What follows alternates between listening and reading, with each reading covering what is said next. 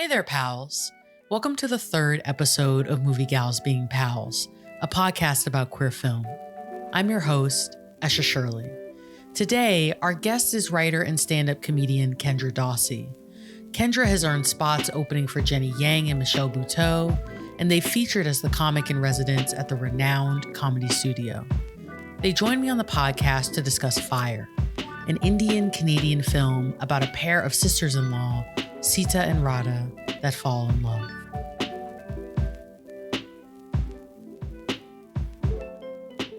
My first question to you is, what's your first queer media memory? Great question. Oh my God. So I had this weird period when I was like 11 or so where I leaned really hard into like stereotypical film bro territory. So like, when you hear guys are like, oh, like Nolan's a genius and like this, like I was starting to go towards there because I was like an unsupervised 11-year-old on the internet who was like cool movies. And that's what came up. So one of the first movies that does come up off the top of my head is my parents had all of those HBO channels. I don't even know if they still exist anymore. The like satellite, like HBO en Espanol, Yes. HBO like Latina, HBO Action, HBO, like all of those. And there was one movie that came up sometimes on it called My Summer of Love. And I haven't really seen it since, honestly. I don't think it's a great movie, but it's about these two teen girls In a field. So they like live in Ireland, and there's one girl who's like poor and her brother is like really hardline Christian. And then there's one girl who's rich, and the poor girl and the rich girl meet and start making out and like basically hanging out for this entire summer and like making out and having sex, blah, blah, blah. Yeah, that's my first memory. And I remember one scene of it, watching this as like a closeted teen in high school, right? There's one scene of this movie where it's like, I think it's the rich girl and the poor girl. They're on a field. And I think at least the rich girl has her top off so that you can see her boobs. I don't know if the poor girl does. And it's like someone from the poor girl's family or someone that knows the poor girl like comes by and it's like, but it like, I don't think there's like a negative thing that happens. He's just like, oh, like, Mairead, you have to come home. She had some Irish name. I don't know.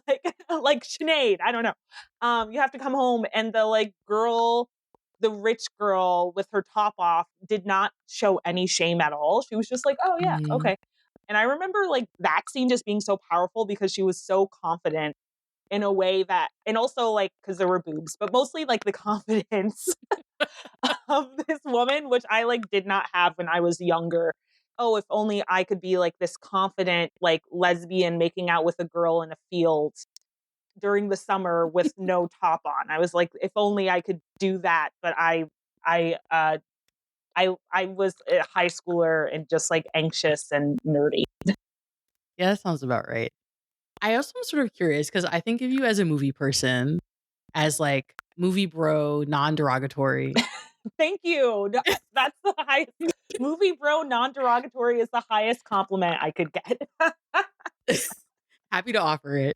But would you say that film is the primary way that you engage with queer media, or is it broader than that for you? Yeah, I'm also a stand-up comedian, so I think a lot of the way I engage with queer media is through stand-up comedy. I'm on a lot of like queer comedy shows. My wife is also a stand-up comedian. But I have a wife. I'm gay. She's gay. What do you feel like as a comedian the role of comedy is in the kind of, I don't know, in that queer media landscape?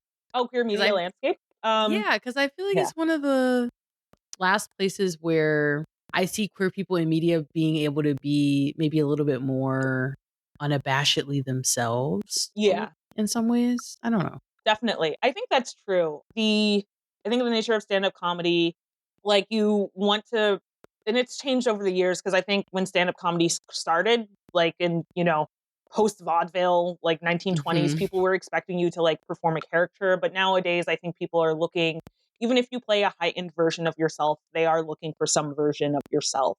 So it is like one place where, yeah, people are very much themselves and they find their audiences. There's positive ways of that existing. So a lot of queer comics finding their like niche audiences, being able to tour through their niche audiences. And then there's like the, January 6th comics finding Mm-hmm. their niche audiences and being in their own like echo chambers. But I do think it's also like, I mean, now there's more recording. And one thing I talk about with friends is like that, like clips on TikTok and Instagram that started in literally like the past like 5 to 7 years. Like when I first started doing stand up comedy, it was not expected that you would put all of your clips on TikTok. So that's been a huge change. But like for the most part, unless you are doing a show for Netflix or like a special, stand-up comedy also isn't recorded. So you could kind of Yeah. really connect with the audience. You could have inside jokes. You could say jokes that maybe you wouldn't want on TikTok in this political climate. So like it is like it's a really nice kind of direct connection with the audience. Fire is a romantic drama that follows the lives of sisters-in-law Radha, played by Shabana Azmi, and Sita, played by Nandita Das, as they meet and eventually fall in love. Fire was initially released in 1996 as a part of director Deepa Mehta's Element series and was followed by the movie Earth in 1998 and Water in 2005.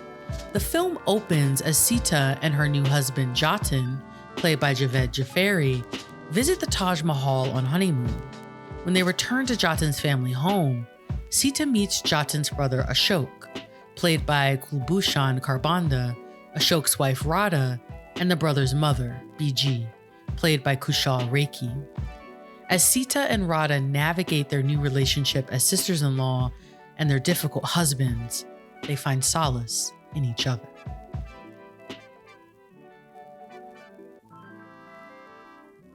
The question that I ask everyone is, because you have to pick the film. Yeah. Why Fire? Why Fire? Why did you decide we watch Fire? Yeah. So I first saw Fire when I was a language student in India. And I was like in this like Hindi language school, and Fire is mostly in English. But like I was learning Hindi with a lot of people, Americans mostly. There was like a contingent of queer women who were a part of the language program. And we were talking about like kind of our desire for more queer content, but that wasn't just like two white people, right? So I watched a lot of like really interesting stuff that year.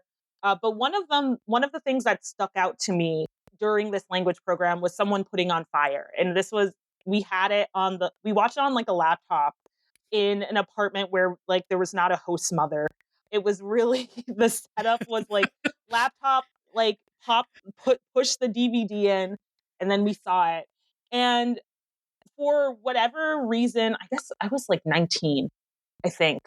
It just really like struck me and stayed with me. I think there is something about the film. Like I know the dialogue is kind of like dramatic, Yes. a little That is one word melodramatic. for it. Yeah, but I think it also hit me because I think that was like the first time I was like really like head over heels for another person who was not in this language program. They were back in the States. But I think it just like hit me at the right time. And I was like, oh, this movie's like great. And it's like very sensual. It's like very like, oh, they kiss and it's like so powerful and stuff. Mm-hmm. And when I was talking about the movie with some of the person who like showed me this movie was like, oh, it's really interesting because this movie had a major backlash in India. But yeah, it just stuck with me. And recently, as I've been watching more movies and searching for more like, foreign language films featuring queer women beyond Portrait of Lady on Fire, which is good, but like Yes. that's everyone knows that, right? I thought of it again and I was like, oh, I feel like this is kind of underrated. And then I was trying to look for it and I was like, I can't find it anywhere. Like, why can't I find this anywhere? This is, like I said, like the sort of thing that I think a lot of people are asking for. It has a really interesting like backstory. It also like does kind of show, we're like talking about it kind of like reveals the tensions between like, I won't even say like traditional India. It's more of like right-wing Hinduism and like their ideas of what India should be, and then like what's coming about because, you know, we live in a society and sometimes girls want to kiss girls, you know? And and now there's movies about it. But yeah, I think it does also like kind of show that. So yeah, that's why I chose Fire. Yeah, there's so much to talk about. I think also I like talking about Fire because people have like kind of one vision of Indian cinema. I think it's getting a little bit better now because now we're realizing every movie that comes out of India isn't Bollywood. Yeah, I was sort of surprised when I looked into this film just a little bit that it was described as Bollywood. I was like, I don't know a lot about Indian cinema, but even to me, that felt like an inaccurate kind of label to put on this Yeah, film and would give people the wrong expectations. So, yeah, given that, if you had to describe this film or summarize it yeah, for a friend who hasn't seen it, yeah, how would you help them understand what is going on here? yeah. I would say Fire is about two women who are not find like aren't fulfilled by their current marriages, finding love within and like kind of desire within one another. It does like kind of go over some like broader societal things. Like it's a Hmm. very urban, explicitly shows notable for like explicitly showing a lesbian relationship. First I think it's the first like Indian movie maybe to Yeah, explicitly show that. explicitly. Yeah. Yeah, and it's loosely Mm. adapted from an Urdu short story called Lahaf, which means the quilt, where there's like it's one of those things where it's not explicitly said, but like the subtext is super heavy. You know what I mean? That there's a lesbian relationship going on in that film. So, or sorry, short story. One thing that's notable about Fire is that it's almost entirely in English, Yes. and which like there's people in Delhi who like might speak mostly English. That's not like unfeasible, but I think one criticism it gets a lot is, oh, this movie is for Western audiences because they're speaking English, or like it's made by a non-resident Indian, which is basically like diasporic Mhm. Indian. And the director is not. She grew up in India. She lived there, and I think she moved to Canada when she was like older. But she like it's not like she was like someone that grew up in America and then went back to India. She did grow up there. But I think even if that is true, maybe some of people saying like, oh, it's for Western audiences, it's really them picking up that it's like a movie that takes place in an urban world. Yeah. Um, Whereas a lot of people there, I mean, not every single person, but I think a lot of the rhetoric coming out of India now is like, oh, like the cities, that's where like the Western culture could infiltrate our like beautiful, culture that is not Western. And there's this like kind of fake dichotomy that's always being promoted. This film is really hard to find now. And so the way just a shout out to the libraries because the way Hell that we were yeah. able to watch this is that we were able to get it from a library. And so one of the things that I happened to see in the like insert, Mhm. there's like a little thing that says why fire is in English from the director. Oh, interesting. Um, That's great. where, yeah. And so she says, I am a victim, so to speak, of post colonized India.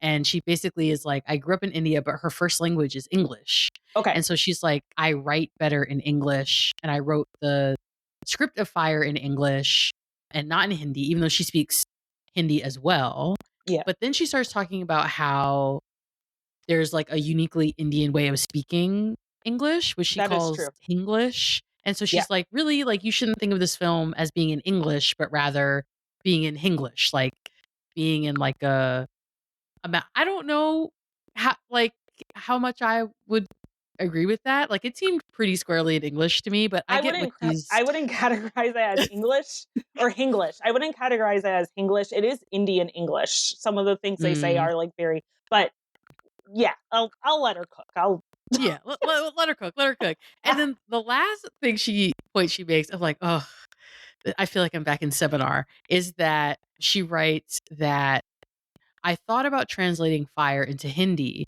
but more for the Western audience rather than the Indian one. Western audiences find a foreign film easier to imbibe, easier to accept in its cultural context if it is in its indigenous language. A foreign film can only be a foreign film if it is in a foreign language. That's a quote Interesting. from where I don't know. And Wow. if it isn't, then somehow it is judged, albeit subconsciously, as a Western film disguised as a foreign one. And so she felt like it was more true to the context of the people in the film to write it in English, which I was not expecting that to be her argument. But that's honestly like for the type of for like the Indians who seem most of these Indians seem like in the movie are like Mm-hmm. urbanized. It seems like they're pretty well educated. It would be Mm-hmm. feasible that they would be like it wouldn't be completely out of the blue. So that's like that is really cool that she said that. I think she does have a point with audiences thinking something is like more authentically foreign if it's in a foreign Yes. language, even though there's like context which like you would use English in a foreign land. But I wonder if they'd be like, oh, like this is authentic because it's in Hindi, which it doesn't make it more or less up. It's just another language people use. So Mm-hmm. she cooked, she ate, good for her. Um, yeah, thank you, Yeah. Deepa It was Mehta. 4+4 in there. You can Yeah, tell she took some post-colonial theory. I was like, ooh, oh, definitely. she took it Yeah, there. Okay. she was there. Yeah, she was there when it happened. Yeah. Yeah. Where do you want to start? Where should we Um, jump in? Because there's a lot to say. oh, there is so much to say about Fire. Oh man. Yeah, what were some things that struck you about the film? Because yeah, go Oh, ahead. there's so much. Okay. So the first thing that struck me about this film were the complex family dynamics. But first off, it took me a second to figure out what the relationships were because we kind of start with Sita, who's this like young, sort of like, what's the word? She's a young romantic. Yeah, Um, played by and Nandita Duss, who's incredible. yes, Check who out her does an movies as awesome well. job in Yeah, this role and is in another Deepa Mehta film as yeah, she's well. also in Earth. Yes. But I mean, they're at the Taj Mahal. She's with her recent husband in an arranged marriage. Already there are levels. Just Yes. married, Yeah. arranged marriage. He looks disinterested. And then they enter the home and there's an older woman and there are like slightly older man and woman, Radha and Ashok. Yes, Ashok is his name. I was like, what's his name? I could, yeah, Yeah, but what's it's his name? Ashok. And I was like, they were all on the screen together and I was looking at them like, and there were all these dynamics about Sita basically joining the family. Yeah. And I was like, what is Ashok's relationship to Jatin? I was like, like, are they brother? It took me a long time to realize that they were brothers. Yeah. And honestly, so like some of that you're pointing out, there's like some intricacies in how people are interacting with one another, which I think Indian audiences would pick up on like a bit sooner. I could tell. I was like, there are nuances here that are immediately obvious to the Yeah. main audience of this film that it's gonna take time for me to figure out what's going on. Yeah. Like even people I think like yeah, I think they say like Bhaiji. So like Bhai is brother, but people will sometimes use it kind of like how we use brother here. So like if you're trying to Mm, get someone's attention, you're like Bhai or Bhaya is also one thing that people say. You're more likely to add G if you're like respecting an elder. So I think like yeah, Jatin called Ashok Bhaiji, I think at some point. mm, And then like so the two love interests are technically sisters-in-laws. So I think there's a few scenes where Sita calls Radha Bhabiji, and Bhabiji literally means sister-in-law. But you would use Bhabi as like a respectful term for any like woman that's like a little older than you. Another thing I'll mention in that opening scene, Sita's wearing a red sari, right? Am I wrong? that's right. Yeah. So red is like the wedding color. So that's she's wearing a lot of obvious signifiers that she's recently married. I also was struck by how these sort of like epic stories frame the thematic arc of the film. Yeah. So like we get, when Sita and Jatin are on their like 5-minute honeymoon. I wrote in my notes, shortest honeymoon of all time. So short. They're like, oh look, the Taj Mahal. All Okay, right, bye. woman, get in the house. Get to work, Get to work, girl. help out my like Yeah. old mom, all right, that Oh you don't God. know. The dynamics with BG were wild. Yeah. I the directions that the film took her role in were, because on the one hand she's like the classic matriarch Yeah. who everyone is kind of oriented towards her approval, it seems. On the other hand, she can't speak, Yeah. So she just and rings so a she bell. she speaks through the bell. Yeah. And I was like, there's a feminist analysis here. I can't grasp it because it's 9 p.m., but it's there about, Yeah. I don't know, like her literal inability to speak, but her like centrality to the sort of moral Yeah. universe of this And family. and also like even just like the woman, how a lot of their like what they're expected to do in the house is not just help run the food part of this restaurant. So like the family business is like a joint video and restaurant, but also take care of her. There's a trope in Indian media of like the mother-in-law being mad at her daughter-in-law just for like existing Mm, because of like weird things of like, you're like now the most important woman in my son's life. So it's like, oh, you're replacing my son as the important person in my life. So I need to kind of put you through a trial by fire as you enter the home. So like usually the bride goes to like the dude's family. So it's like so many people are centered around this woman who can't speak, but it's like obvious people, everyone's expected to take care of her, but because of how housework is split by gender, it really winds up being her two daughter-in-laws taking care of her all the time. Which like it doesn't, it seems like she I mean, again, she doesn't have lines, but it seems like she'd rather that not be the case, you know. mhm. Though at the same time, one of the things that I feel like the film showed well, there's a scene where Ashok is trying to feed his mother and Mhm. he's like sticking the spoon in her face, like really Yeah. aggressively, like eat, eat, eat. And she's like, this is very aggressive. No. And refuses to eat. So he calls Radha to feed her for him. And she like gently feeds her. I thought that was such a clear portrayal of like one of the ways that patriarchy works is the lack of patience, the Yes. refusing to care with skill. But even as Radha like is the one who can get her to eat, her mother-in-law still hates her basically. Yeah. Um which is sort of, even though she's being abused, and that was a thing that really blew my mind, where it was like it was sort of shot in a way where it was comedic, but it was also like disgusting and shocking. Oh, the Um, masturbation scene? yeah, I Yeah. was, oh, I will I couldn't have imagined it would go there. no, yeah. I don't even know if it was like that comedic. Like, yeah, it's gross. One comment I've heard about this movie is that it like portrays it's kind of the like, oh, but not all men are that bad because like the three men in this movie are not great men. um, Garbage. they're Yeah. garbage. I think it would be a stretch. It would be such poor media literacy for someone to watch the story and be like, "Oh, that's all of the guys in this country." That's not how it works. I think there was some worry from the same people who are like, "This movie's Western. It's for Western audiences. This isn't a good reflection of like India." Blah blah blah.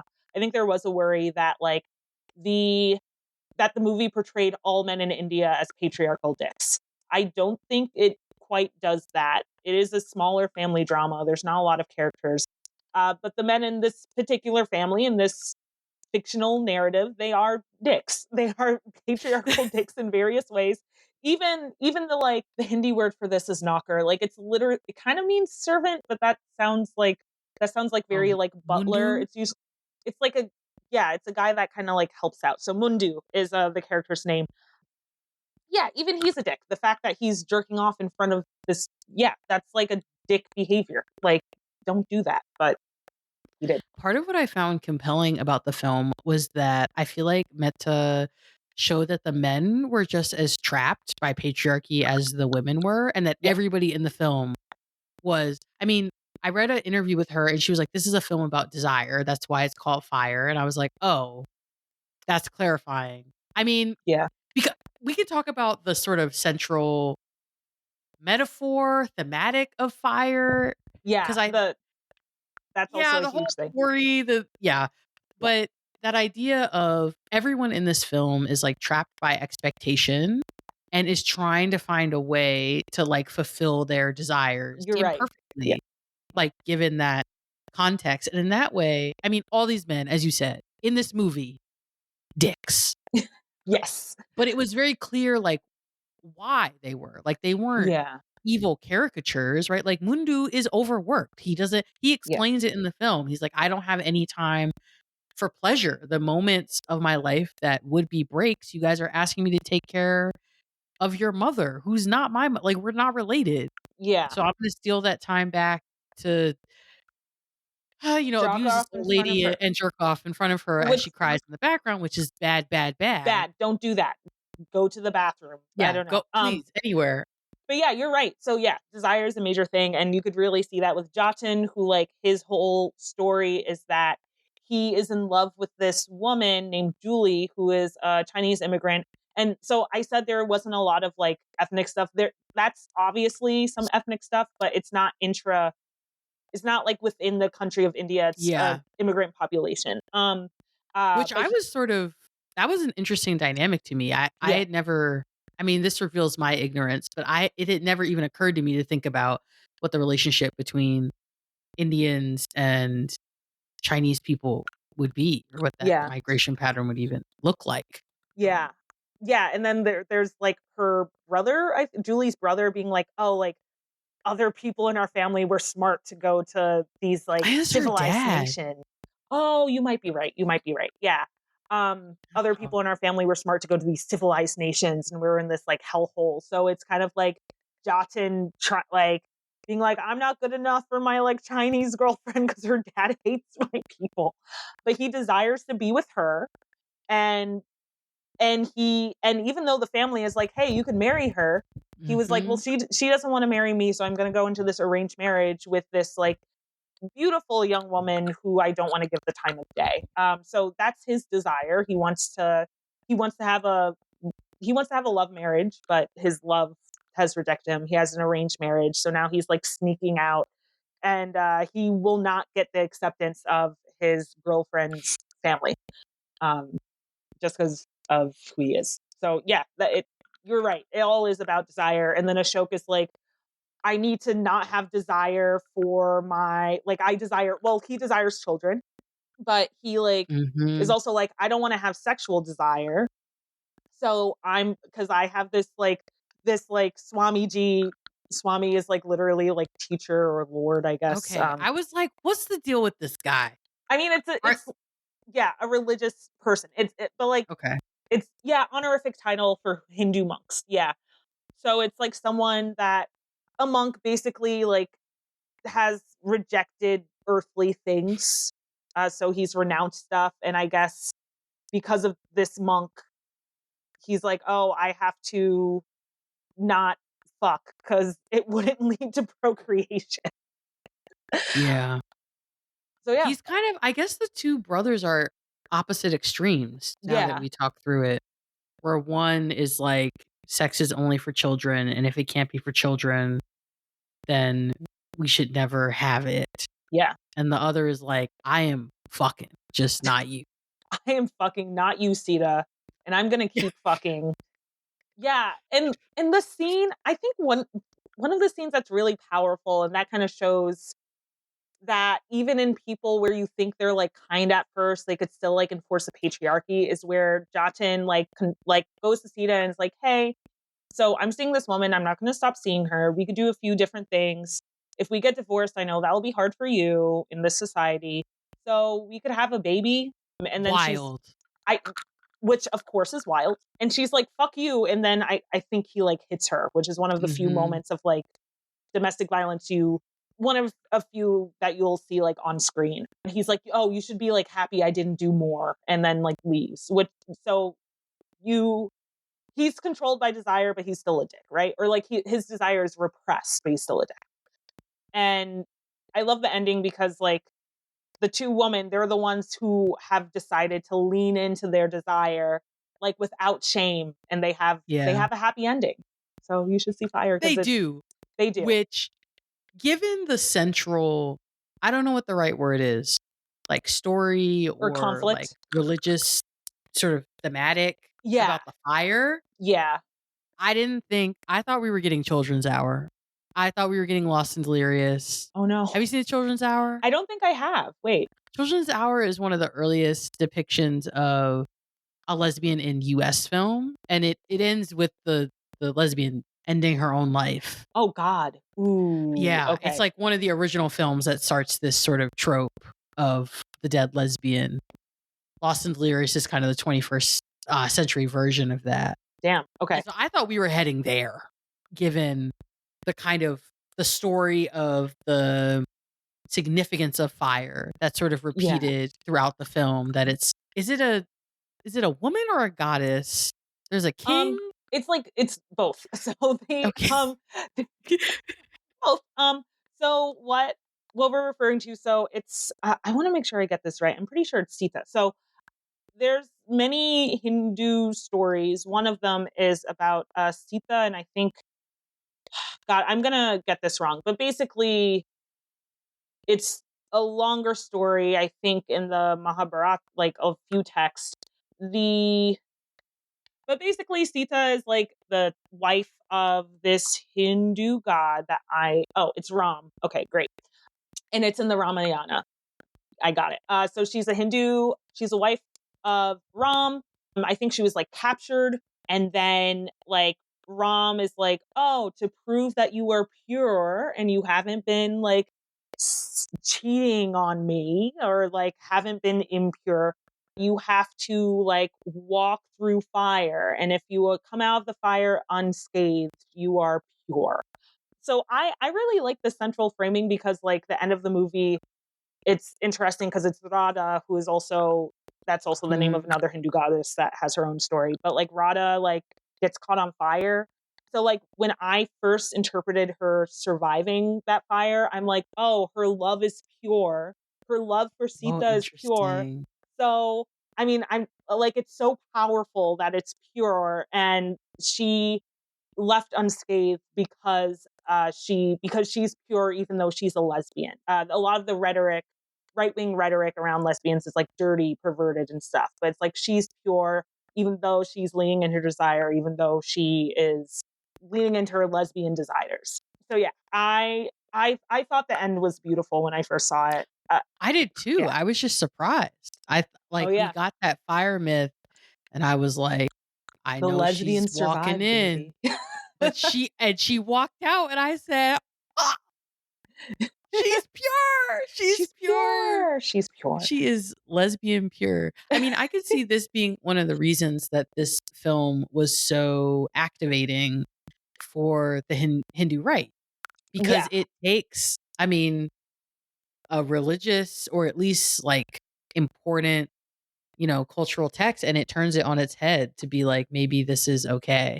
And I could see Yes. that being particularly aggravating. Yeah, and some of the responses from the Hindu right when this movie came out was like, "Oh, we're not mad at the lesbianism," which was not true. "We're just mad that the leads have the names of Hindu goddesses. If they had been named like Muslim names, it would have been fine. It would not have been Yikes. fine. People would have still been mad, but that's what they said to like kind of be like, this is why we're like, like picketing and threatening to shut down like theaters over this." I mean, stormed theaters, They right? stormed theaters. It was intense. It was a huge thing.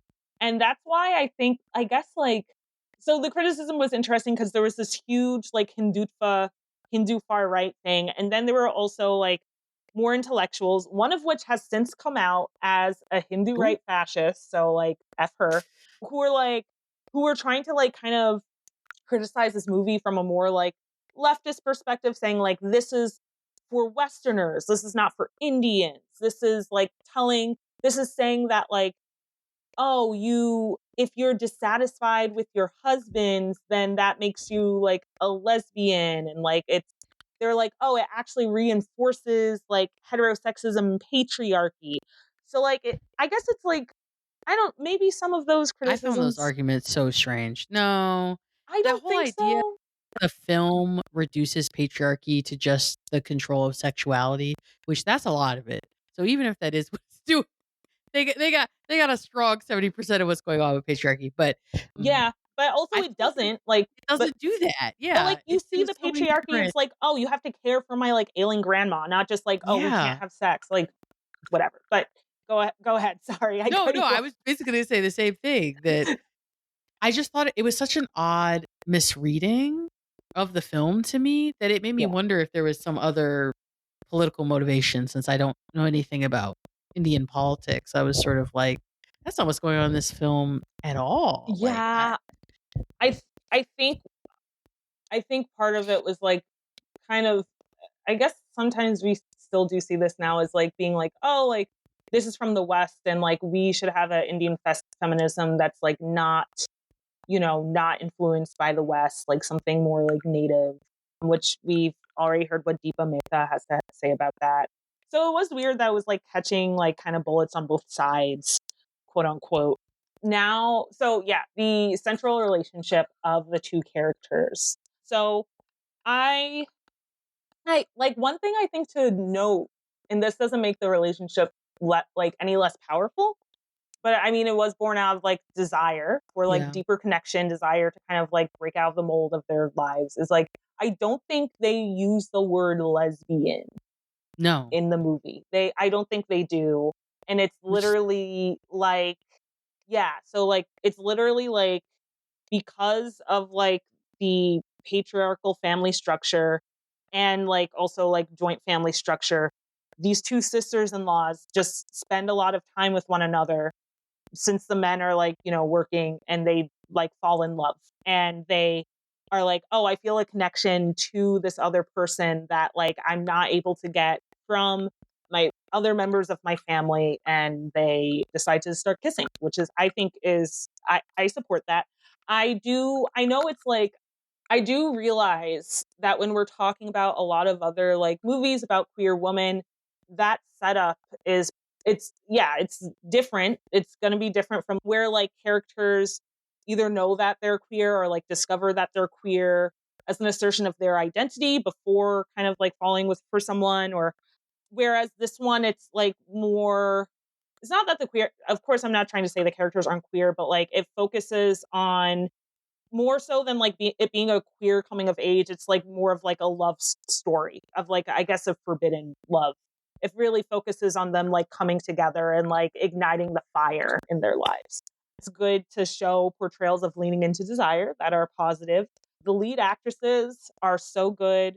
Shabana Azmi, Nandita Das. Check out more of their films. They're both excellent, excellent actresses. And I think they're really great. I think like the way, even though the like dialogue's very dramatic and like, oh, when I was younger, my mom told me to imagine the ocean, but I just couldn't. Like, I know it's like, I know it's dramatic, but I still love it because it's so intense. And it's like the hmm one positive, intense relationship is the one close relationship that you see on screen. You kind of see like Julie and Jatin, but like that's a glimpse. But this one just feels so like organic, which I is something that I really like about it. It's like they're just like hanging out, having deep conversations, and then like falling in love. yeah. I feel like similarly to you, one of the things that I liked about the love story at the center of this film is that it didn't need to be about queer identity or lesbian identity. That, like you said, it was about them just discovering that they loved each other and following that feeling. And I actually think a lot of that's actually a very non-Western way to portray like two women loving each other. Yeah, And one that I think a lot of 21st century US queers could learn something from, actually, that yeah, you can kind of engage in desires that are different from the norm, or that like make another kind of world possible without having to declare yourself anything. I will say though, I did sort of feel I wanted I feel like this film's execution of the building of lesbian tension, you know, the glances, the building, like, you know, erotic energy. When they started kissing, I was like, whoa, that for me came out of nowhere. Happy it I could see happened, that. Yeah. happy for them. Yeah. But I was sort of like, I needed, I don't know, I felt like some of the lead in to where their relationship ends up going. Yeah, I could have used more build up. I also No, I get kind of that. felt like their age dynamic, I I Age gap wanted, relationship. yeah, I was, it was kind of giving, but I also, in some ways, the film kind of avoided conflict around that, where I'm like, where like Rada was more reticent or hesitant than Sita, who's sort of like depicted as this sort of like beautiful, Like loose cannon. fireball. Yeah. Yeah, Doesn't want to take shit from anyone. Yeah. exactly. But also a little uncertain of herself. And so you can Yeah. understand why they would be attracted to each other. Like I felt like that made a lot of sense to me, like what brings them to each other. But I was like, this seems like it would also be a point of tension between the two of them. And Rada kind of like worked through her. I mean, she'd been with a show for 15 years and she kind of moves through that pretty quickly. She's like, you know what? I'm gonna go. I'm gonna walk through this fire and I'm getting out of here. Like peace. Yeah. Which love that for her. Yeah. I Um, I got the sense that Radha was like had already like gotten over Ashok by before Sita came in. She was like, I don't even like this man, but I am his wife. So yeah. like, Well, I think it's less about him as a person. She clearly was like, I do not care about this man. yeah. But more like her role, you know? She'd been kind of playing the same role for such a long time. Yeah.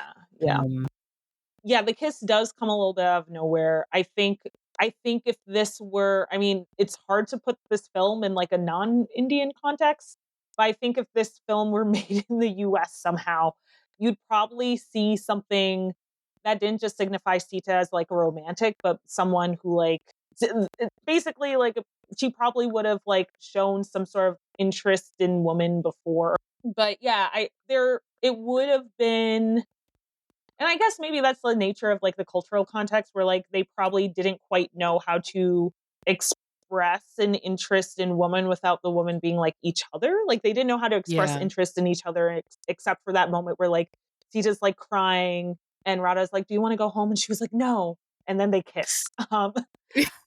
But I think even if the movie were made now, there'd probably be a little bit more of a buildup. So what, now that we've sort of like talked through the different aspects, what's the takeaway from Fire? What are we bringing with us from I this would dramatic lesbian film? I would say watch it. I do think it's a gem. Watch it. Again, even if it's not your cup of tea, I do think it's noteworthy for a lot of reasons. It's noteworthy.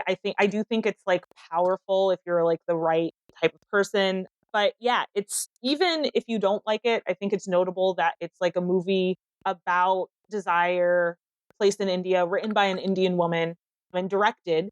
So like support female filmmakers, obviously, and try to, more people should know about it. It Yeah, should be like available for streaming. So please watch it. Please tell, if you could find it, please watch it. Please tell people about it. Get the word going. Drew Gregory did put it on her like autostraddle list, she but did. we need more people to see it.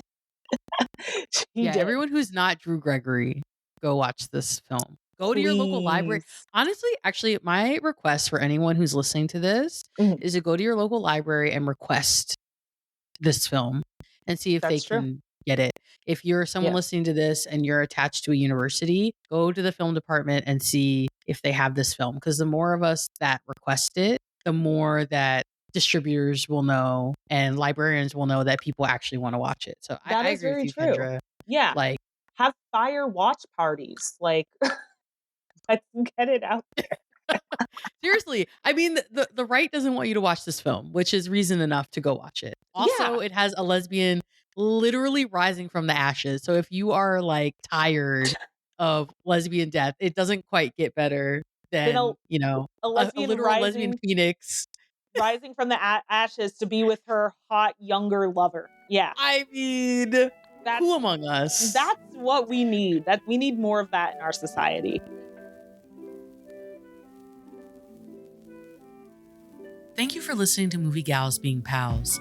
If you want to watch Fire, I actually discovered a YouTube link for the movie after recording this episode with Kendra. It's linked in the episode description. You can also watch Fire through your local library or the streaming platform Hoopla. Thank you to our guest, Kendra Dossie. You can follow them on Instagram @BossyDossie, talk to them about movies on their letterbox, Kendra Watches Movies, and if you're in New York, check out their stand-up live at a comedy club in the city. Movie Gals Being Pals is produced and edited by me, Eshe Shirley, with music by Van Black, and special thanks to Sage Tangway. Please leave a review on Apple Podcasts. It helps new listeners find us.